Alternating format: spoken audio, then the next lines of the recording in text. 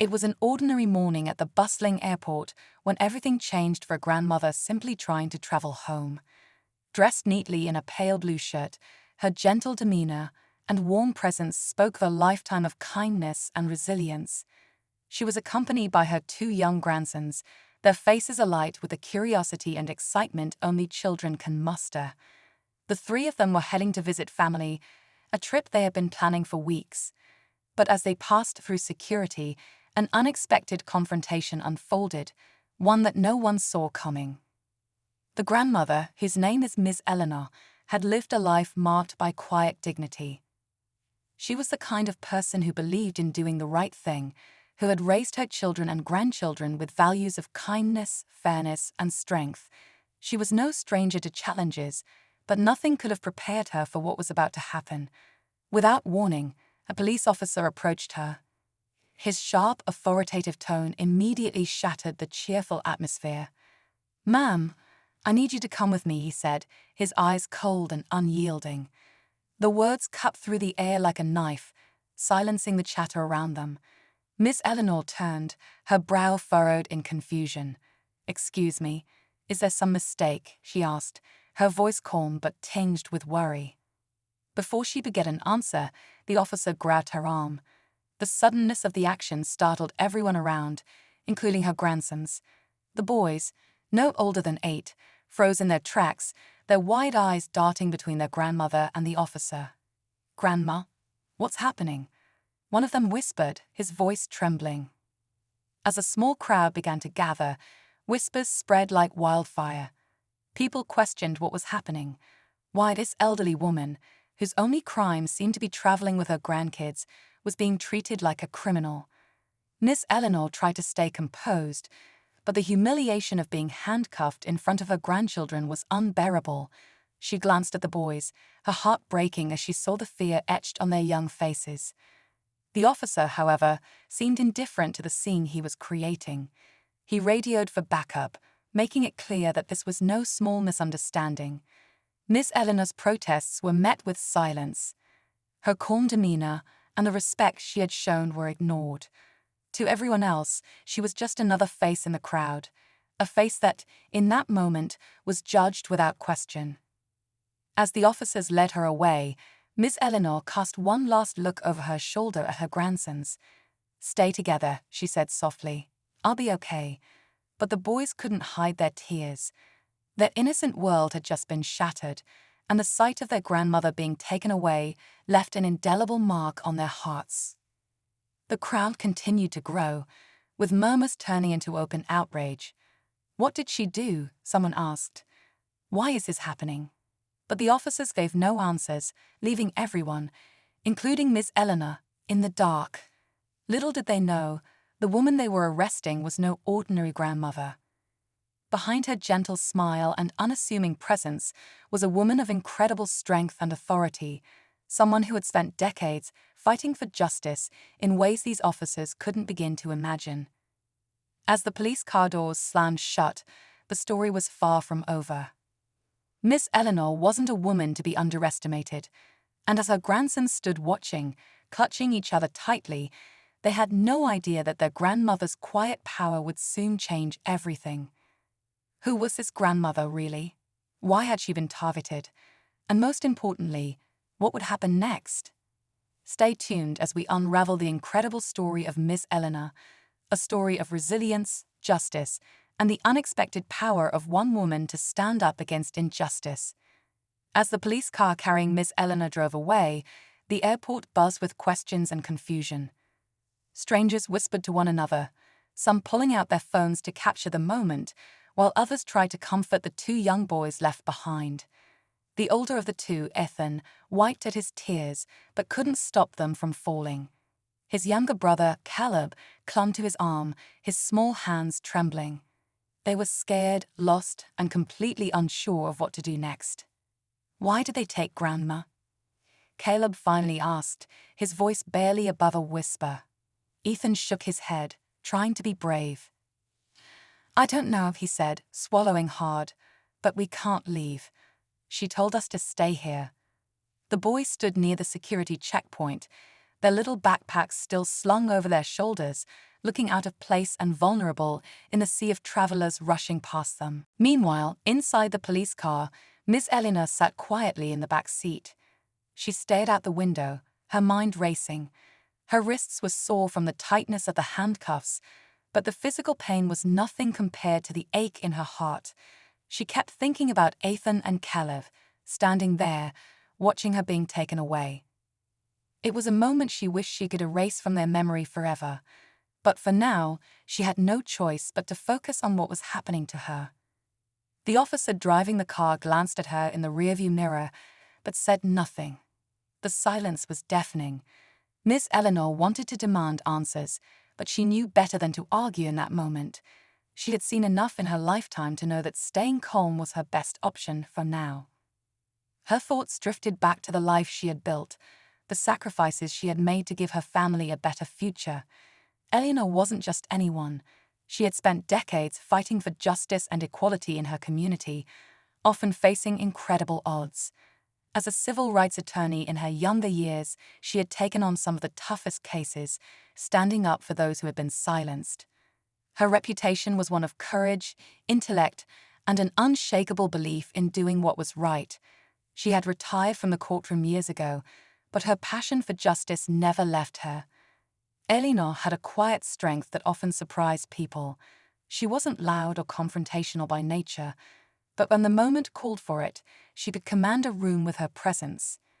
It was this strength that had earned her the respect of her peers, and, unbeknownst to the officers who had arrested her, a position as a respected judge.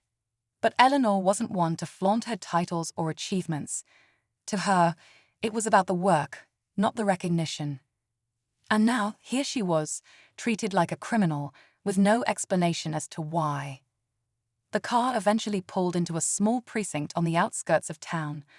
As the officers led her into the station, she noticed the curious glances of others in uniform. Some seemed to recognize her. Others simply looked puzzled, as though they couldn't figure out why someone like her was in handcuffs. She was taken to a small, dimly lit room and told to sit down. "We'll be back shortly," one of the officers said curtly before leaving her alone. Eleanor looked around the room, the plain walls and cold metal table offering no comfort. She took a deep breath, trying to steady herself.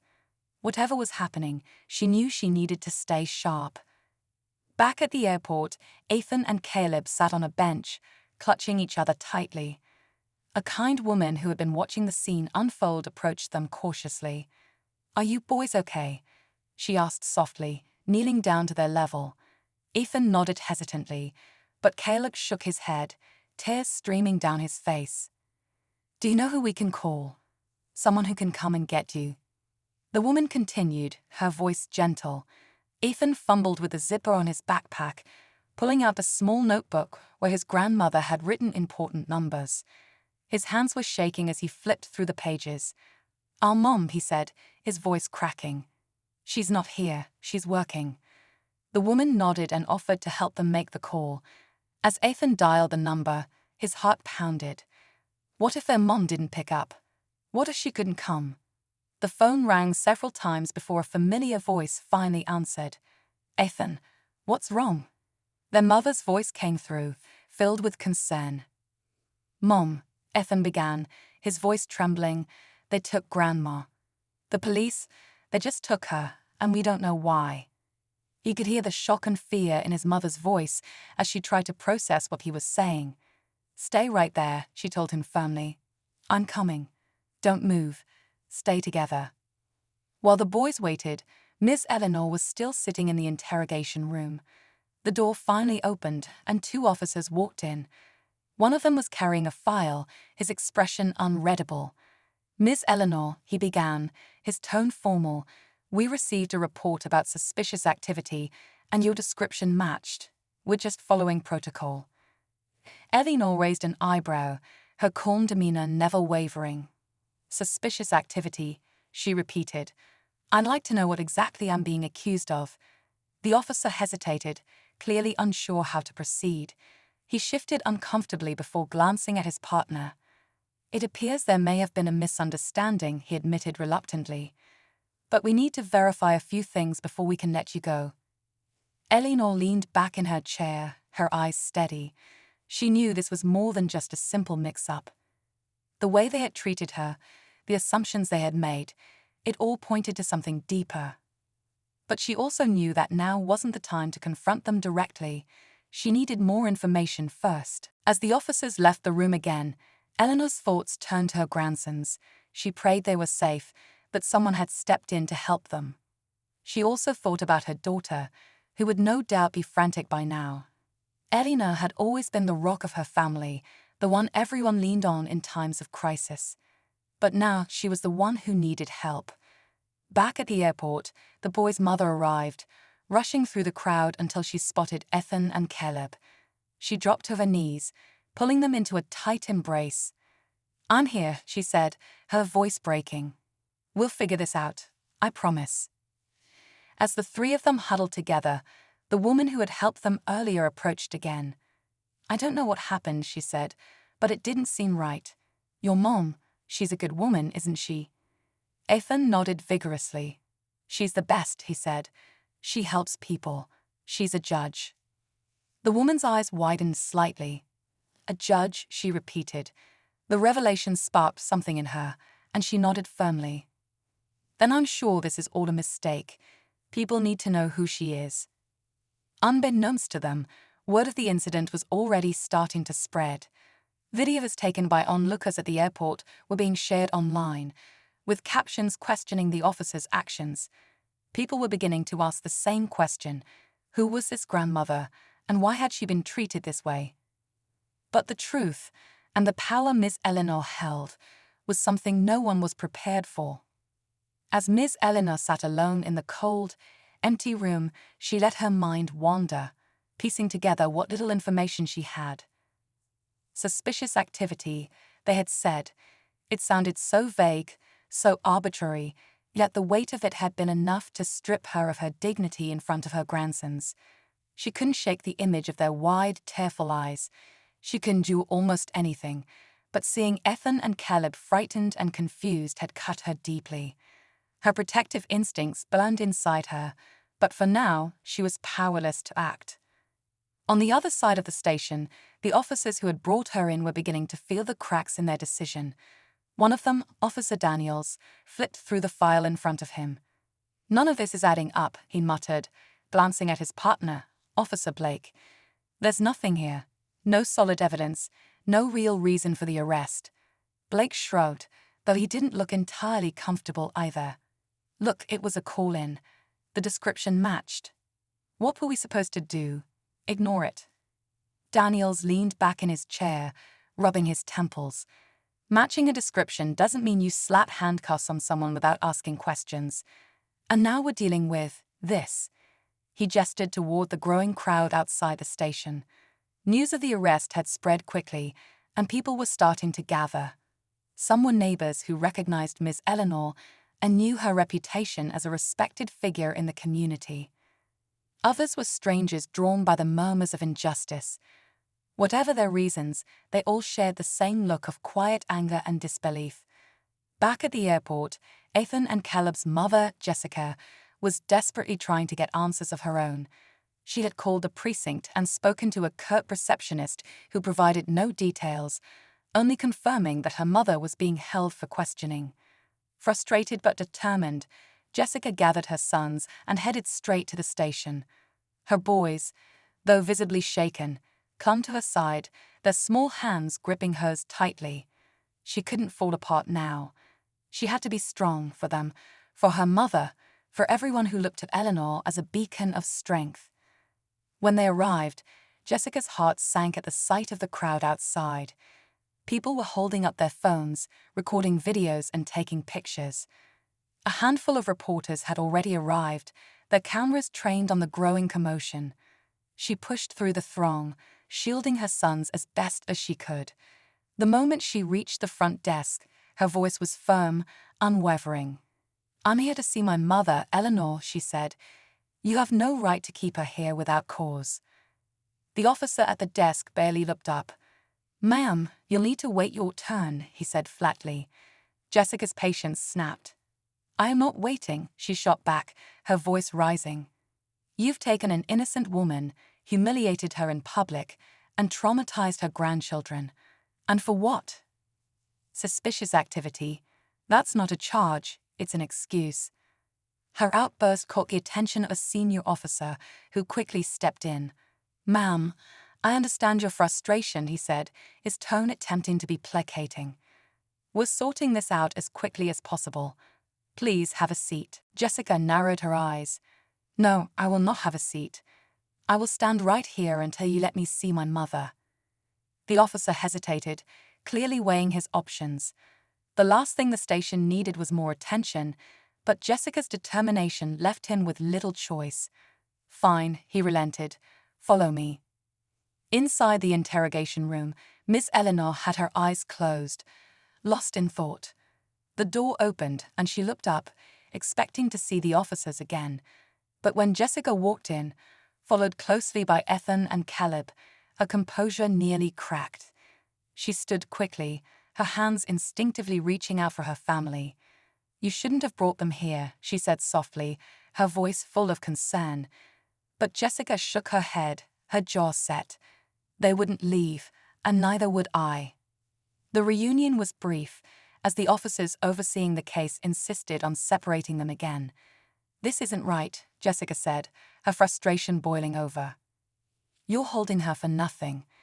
Whatever you think she did, I promise you, you're wrong." Daniels, who had been watching from a distance, felt a pang of guilt. He could see it now, the strength in Miss Eleanor's eyes, the protective fire in Jessica's stance. This wasn't a family to mess with. But protocol was protocol, and he wasn't sure how to fix the mess they created. Back in the office, one of the junior officers was scrolling through his phone when he froze. "Oh, guys, you might want to see this," he said, turning the screen toward Daniels and Blake. A video from the airport had gone viral, showing the moment Eleanor was handcuffed and led away.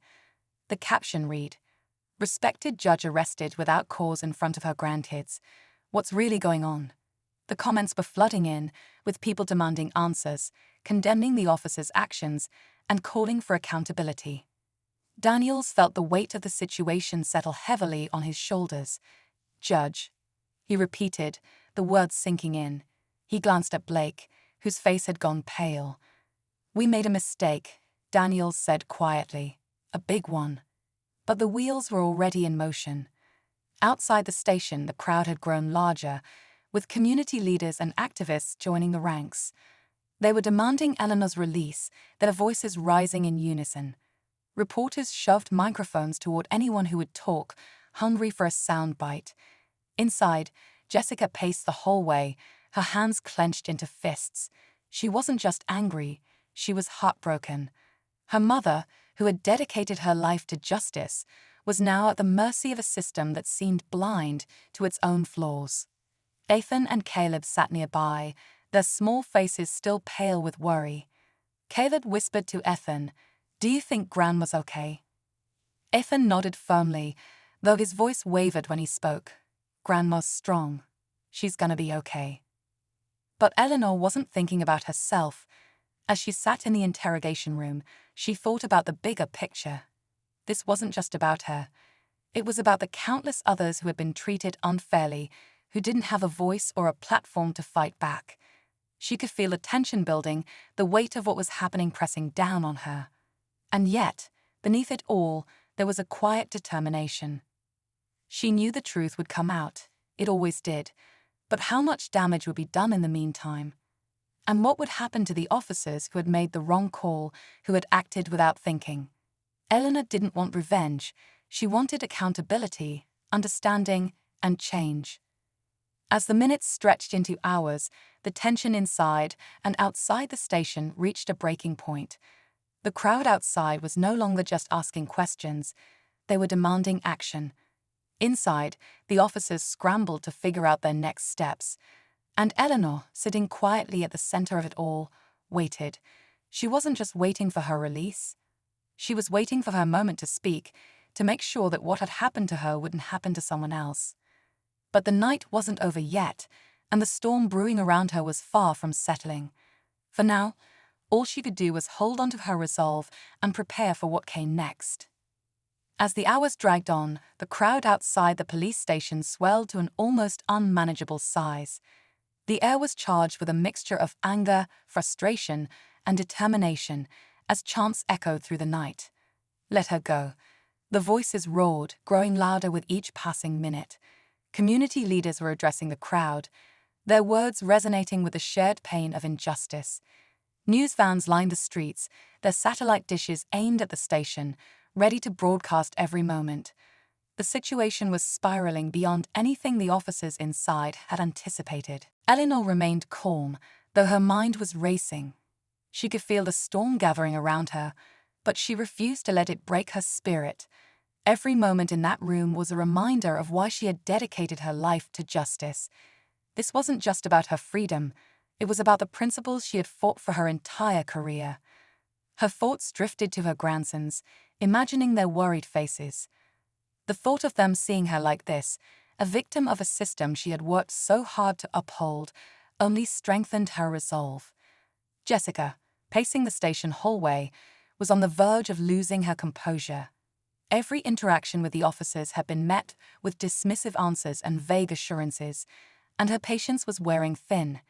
She kept glancing at the door to the interrogation room, where she knew her mother was waiting. But Jessica wasn't the only one who felt the weight of the situation. Inside the main office, Officer Daniels was wrestling with his own conscience. Daniels had spent years on the force, and he prided himself on his ability to read people. Sitting at his desk, he replayed the events at the airport over and over in his mind. The call that had come in, the description that had matched, the decision to act swiftly, it all seemed reasonable at the time. But now, with the full context, he could see how badly they had misjudged the situation. He had read the file on Eleanor after learning of her judicial role, and what he found had left him shaken. This wasn't just an ordinary woman they had arrested. Eleanor was a trailblazer, a respected judge who had spent decades fighting for justice and equality. And now, through their rash actions, they had turned her into a symbol of injustice. Blake, his partner, wasn't handling things any better. "What are we supposed to do now?" Blake muttered, leaning against the desk. "If we admit we were wrong, it's going to blow up in our faces. But if we don't," his voice trailed off, the unspoken consequences hanging in the air. Daniels didn't respond. He was too busy staring at the crowd outside the window, their faces illuminated by the flashing red and blue lights of police cars. He knew Blake was right. No matter what they did, the damage had already been done. Meanwhile, inside the interrogation room, Eleanor's thoughts were interrupted by the sound of the door opening. A high-ranking officer stepped in, his face grim. "Ms. Eleanor," he began, his voice strained, "we're working to resolve this as quickly as possible. I assure you, we're reviewing everything carefully." Eleanor met his gaze, her expression unreadable.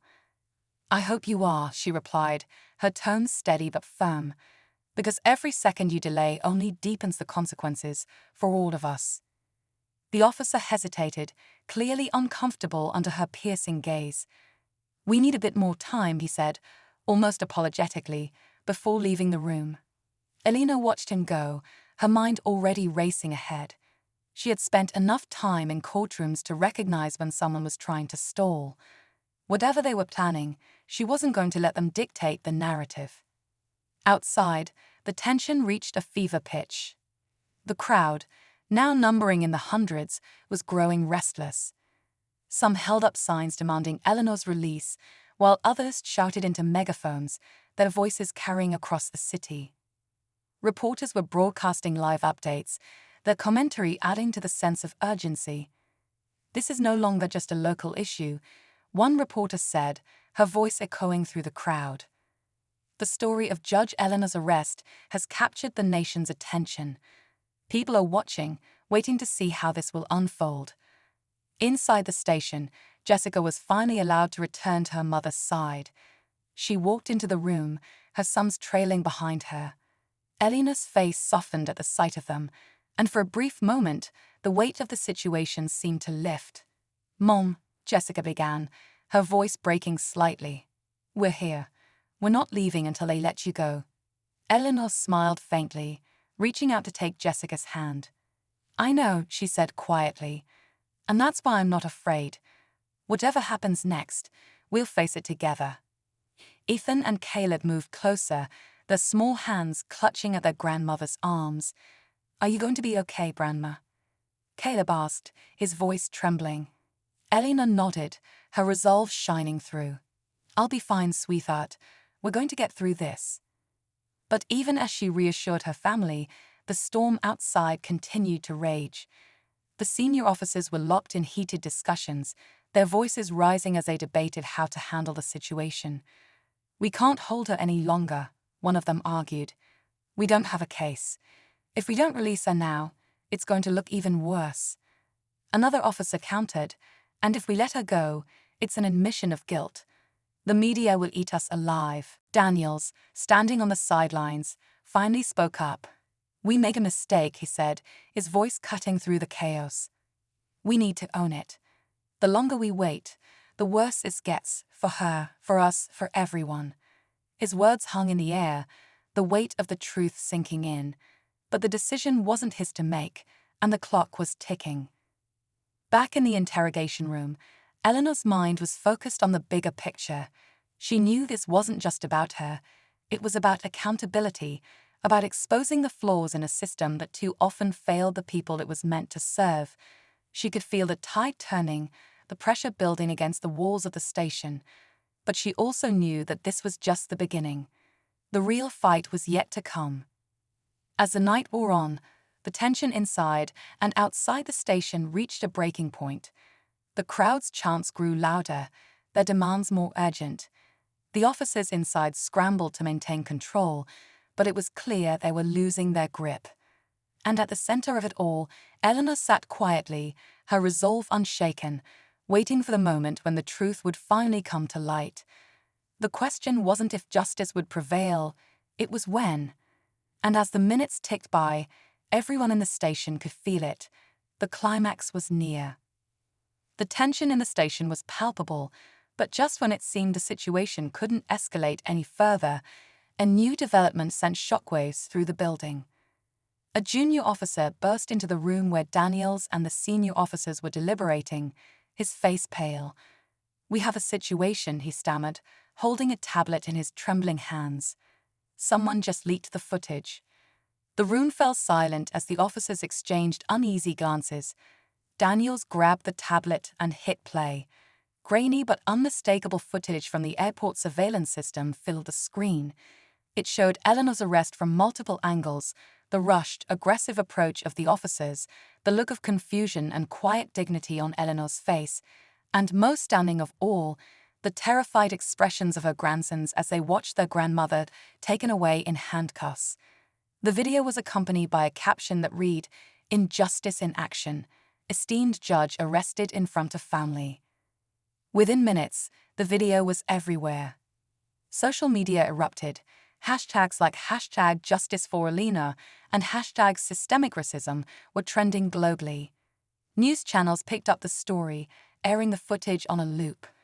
The crowd outside the station doubled in size as more people arrived, holding signs and chanting even louder.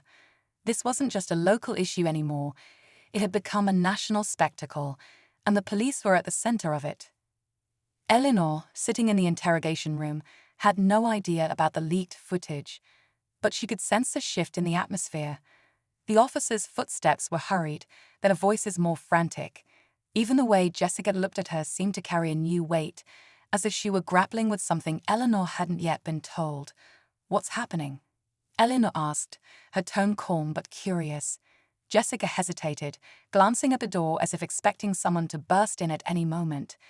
"It's complicated," she said carefully. "Just know that people are fighting for you, Mom." In the station's main office, chaos reigned. Officers scrambled to manage the fallout as calls flooded in from journalists, activists, and even higher-ups demanding answers. Daniels, though rattled by the leak, couldn't help but feel a glimmer of relief. The truth was out, and while it complicated their situation, it also meant there was no turning back. They couldn't hide behind protocol or bureaucracy anymore. Now they had to face the consequences. But as the officers worked to contain the crisis, a new twist emerged. An older man with an air of quiet authority stepped into the station, his arrival going almost unnoticed amidst the chaos. He was impeccably dressed, carrying a briefcase that seemed almost out of place in the chaotic environment. When he reached the front desk, he leaned in and spoke softly to the officer on duty. Within seconds, whispers spread through the station like wildfire. "Who is he?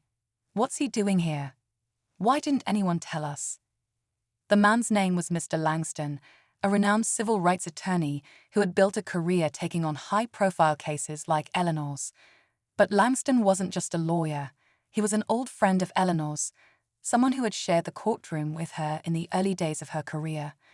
The two had gone head-to-head on cases, but had always held a deep respect for each other. And now he was here to ensure that justice was served. Langston's presence added a new layer of complexity to the situation. He wasn't just here to secure Eleanor's release. He was here to expose every misstep the police had made. "I'd like to speak to my client," Langston said firmly, his voice carrying an authority that silenced even the most hardened officers. Daniels, who had been watching from across the room, stepped forward. "She's in the interrogation room," he said, leading Langston through the station. As they walked, Daniels felt the weight of his own guilt pressing down on him. He knew that Langston's involvement would change everything, and not necessarily in the department's favor.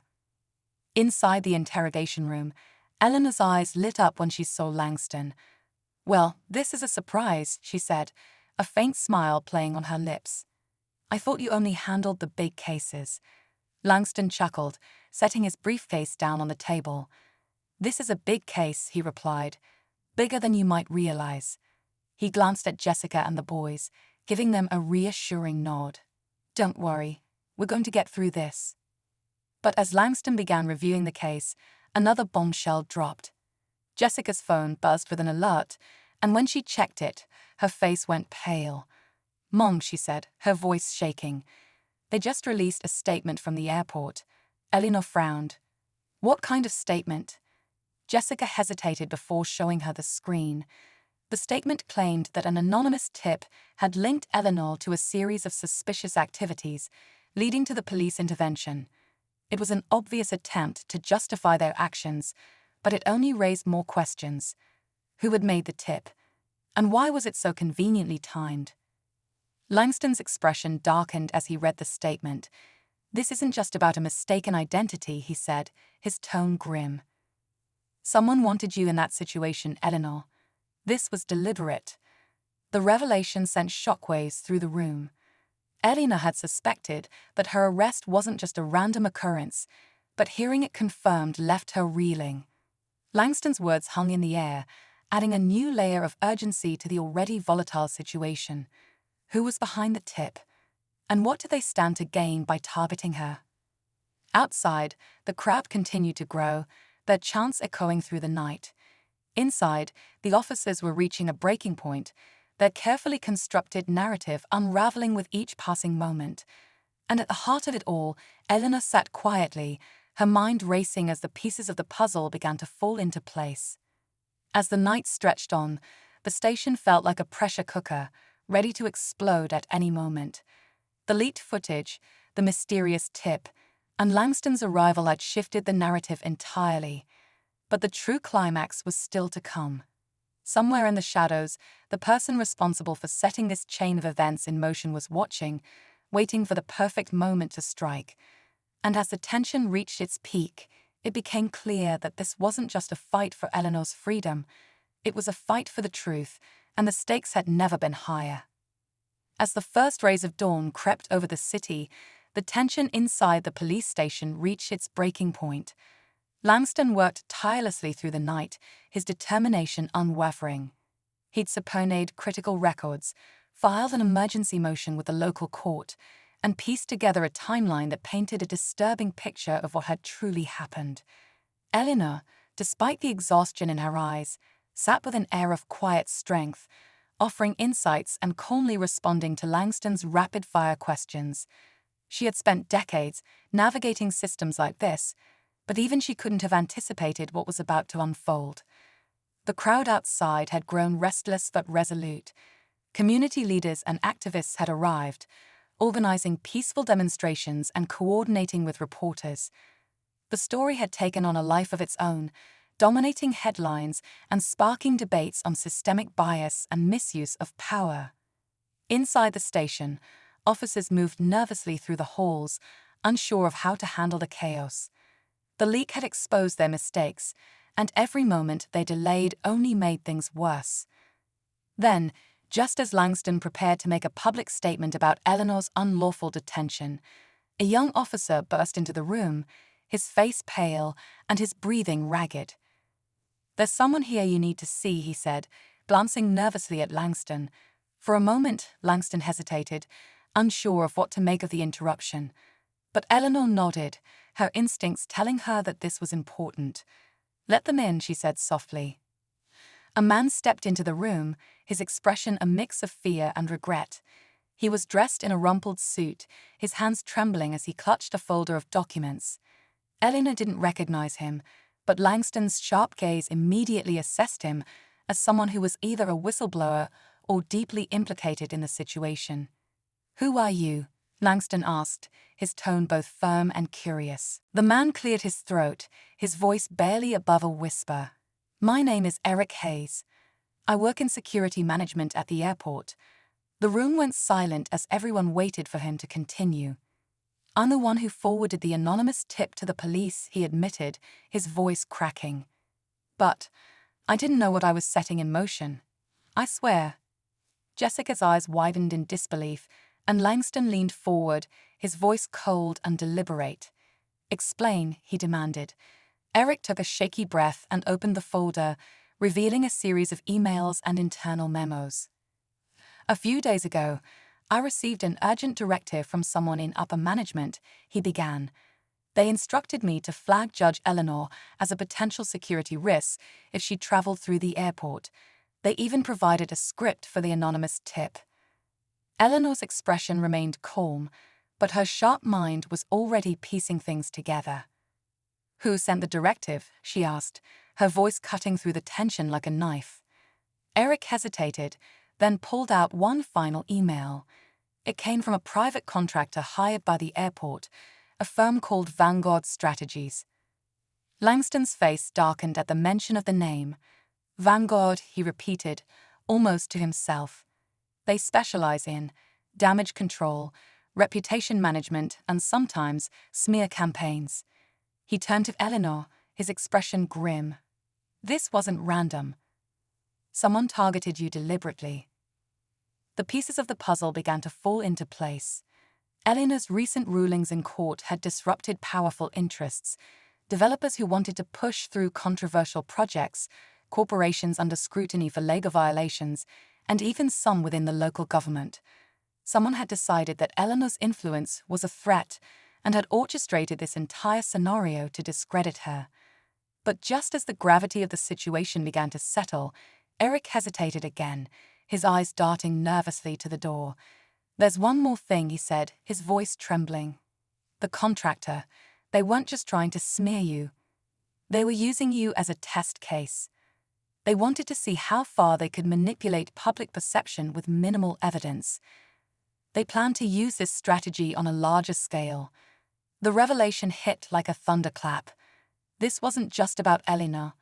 It was part of a much bigger plan, one that could have far-reaching consequences if left unchecked. Langston immediately sprang into action, taking the folder from Eric and calling his legal team. "We need to expose this," he said, his voice steely with determination. "Not just for Eleanor, but for everyone who's been or could be targeted by these tactics." Outside, the crowd's chants grew louder as the first journalists picked up the breaking news about Vanguard Strategies. Within minutes, the story was trending, sparking outrage across the nation. The police, now fully aware of the public backlash, had no choice but to release Eleanor. Officers escorted her out of the station, their faces etched with a mixture of shame and relief. The moment Eleanor stepped outside, the crowd erupted in cheers. Jessica and her sons rushed to her side, wrapping her in a tight embrace. But Eleanor's focus was on the bigger picture. She stepped forward, raising her hand to quiet the crowd. "This isn't just about me," she began, her voice clear and unwavering. "This is about justice, accountability, and the fight against systems that seek to silence and oppress. We will not back down." As the crowd roared its approval, Langston approached, his expression serious but hopeful. "We've got the evidence," he said quietly, "and we're going to make sure it's used to bring down everyone involved in this." Eleanor nodded, her resolve stronger than ever.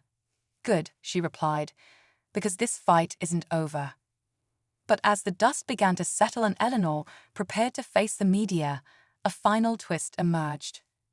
A mysterious envelope arrived at Langston's office later that evening, containing additional documents and an ominous note: "This is only the beginning. Stay vigilant."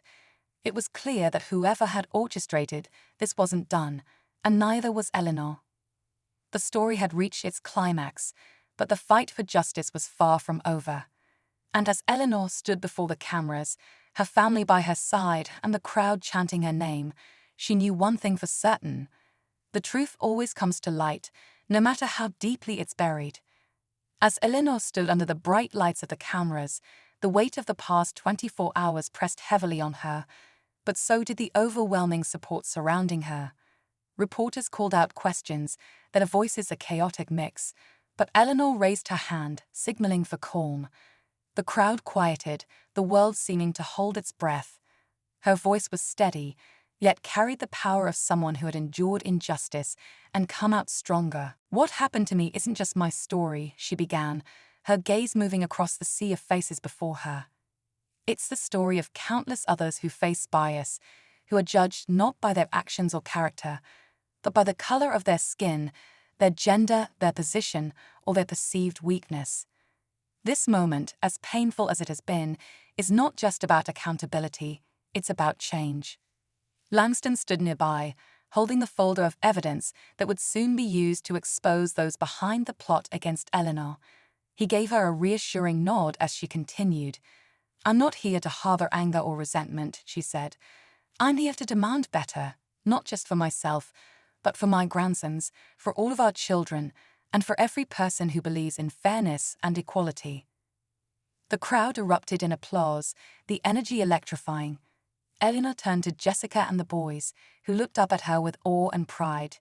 She bent down, taking their small hands in hers. "Always remember," she said softly to them, "strength isn't about shouting the loudest. It's about standing firm in your truth, even when the world seems against you." As Eleanor, Langston, and her family left the scene, the events set in motion began to take their course. Langston and his legal team moved swiftly, filing lawsuits and sharing the evidence with investigative journalists who began uncovering the web of corruption tied to Vanguard's strategies. The company's reach extended far beyond Eleanor's case, and their actions were tied to other attempts to silence judges, activists, and even journalists who had challenged powerful interests. The public outrage was relentless. News outlets ran exposes that detailed how Vanguard had exploited systemic loopholes and manipulated public opinion for profit. Government officials, under mounting pressure, launched investigations into the firm and its connections. Arrests were made, and hearings were scheduled. The reckoning was finally underway. Meanwhile, Eleanor returned to her life with a renewed sense of purpose. She resumed her role on the bench, her presence even more commanding now that her story had inspired so many. Her courtroom became a symbol of resilience and fairness, and her rulings carried an even greater weight, as people saw her not just as a judge, but as a beacon of integrity. She also became an advocate for reform, using her platform to push for changes in policing, surveillance, and accountability. Jessica, too, found her voice in the aftermath. Watching her mother navigate such a turbulent situation had awakened a fire within her. She began volunteering with local organizations focused on civil rights and became a leading voice in her community. Her sons, though young, learned invaluable lessons about courage and standing up for what's right. They would often tell their friends, with pride, about how their grandmother had faced injustice and prevailed. The mysterious envelope that had arrived at Langston's office lingered in everyone's minds, a reminder that the fight for justice was ongoing. Though the documents inside were handed over to authorities for further investigation, their contents hinted at a deeper network of corruption that extended far beyond Vanguard's strategies. It was a sobering realization that, while Eleanor's battle had been won, the war for systemic change was far from over. Months later, Eleanor stood on the steps of the courthouse, addressing a crowd that had gathered to celebrate a major victory. The lawsuits against Vanguard had resulted in significant penalties, forcing the company to dissolve and its leaders to face charges. But for Eleanor, the victory wasn't about the downfall of a corrupt entity, it was about the progress made toward a more just system. "This moment is proof that when we stand together, we can achieve great things," she said, her voice filled with hope. "But we must remain vigilant. Justice isn't a destination, it's a journey, one that requires all of us to stay committed and engaged." The crowd erupted in cheers, their energy a testament to the movement Eleanor had helped inspire.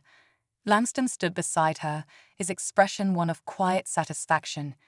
"You've done something extraordinary," he said to her as the crowd began to disperse. Eleanor smiled, her gaze drifting to the horizon. "We've done something extraordinary," she corrected, "and we're just getting started." In the days that followed, life began to settle into a new normal. Eleanor spent more time with her grandsons, enjoying the simple moments that had taken on greater meaning after the ordeal. She continued her work on the bench, each case a reminder of the responsibility she carried. And though the mysterious forces hinted at in the envelope remained in the back of her mind, she knew she wasn't facing them alone. The community, the legal system, and the truth itself were on her side. As the sun set on another day, Eleanor sat on her porch with Jessica and the boys, watching them play in the yard. The laughter of her grandchildren filled the air, a beautiful contrast to the silence she had endured in that cold interrogation room. Jessica handed her a cup of tea, her eyes filled with gratitude. "You've always been my hero, Mom," she said softly. Eleanor smiled, her heart full. "And you're mine," she replied. The fight for justice had tested Eleanor in ways she never imagined, but it had also shown her the power of resilience, truth, and community. As she looked out at her family, she felt a deep sense of peace. The storm had passed, but its lessons would stay with her forever. And in that moment, Eleanor knew that no matter what challenges lay ahead, she would face them with the same quiet strength that had carried her through this one. The story of Eleanor's arrest and vindication would go on to inspire countless others, sparking conversations and actions that brought about real change. It was a reminder that even in the face of adversity, the pursuit of justice was always worth it, and that those who stood for truth and fairness would never stand alone.